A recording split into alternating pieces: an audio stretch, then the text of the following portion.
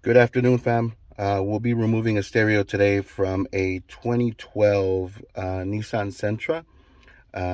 I'll walk you through the steps of getting this whole unit removed. If you have any questions, go ahead and write them in the comments. I'll try to help you as best as I can. We'll get started by removing the bottom panel. The second panel, where the AC is mounted, or where you have your AC, has a lip that's being held by this bottom piece. Then we'll come up here, we'll remove this piece of trim. Once we remove this trim, we'll go into the next steps. You'll see that there's a couple of screws that don't need to be removed for this unit to be able to come out.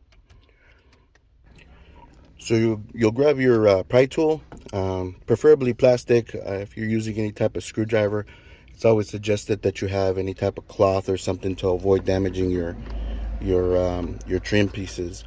But we'll get started with the bottom piece. We'll put the trim in there, start prying it up. And I don't know if you can see, but there's that little lip that'll need to be skipped by the bottom piece. So let me get these trims loosened, and I'll come back with you guys. All right, so I'm working with one hand. I didn't bring my camera stand today, but or my phone stand, but pretty much once this bottom lip is skipped, you'll be able to remove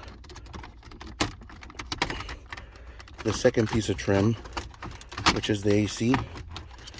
And you could just go ahead and put it to the side, but you'll see that there's two Phillips heads screws there that you'll need to remove.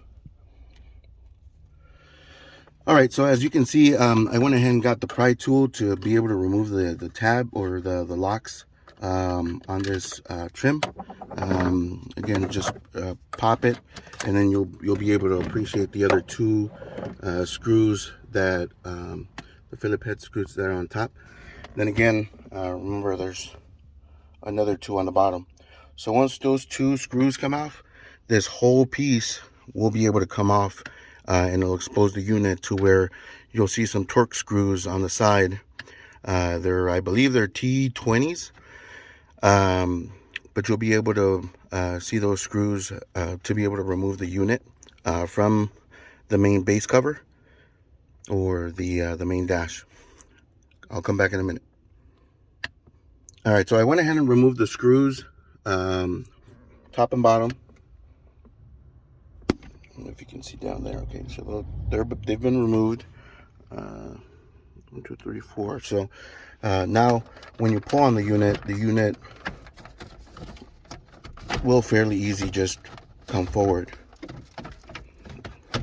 Okay, you'll be able to see the connectors in the back. You'll remove those connectors. Okay, so we went ahead and removed the wiring harnesses from the head unit. So again, you'll see that there's 4 T20 torque screws on each side. We'll get those removed and ready. Again, if you have any questions regarding the removal, you can get a pick, a small pick, to be able to press on the tabs and be able to remove them. So after removing the factory harnesses, pretty much that's how you remove the factory head unit from a 2012 Nissan Sentra. If this video was of help, go ahead and like, subscribe for more videos. Add in the comments if there's any type of videos or any type of questions you have related to car audio that I can try to help out with.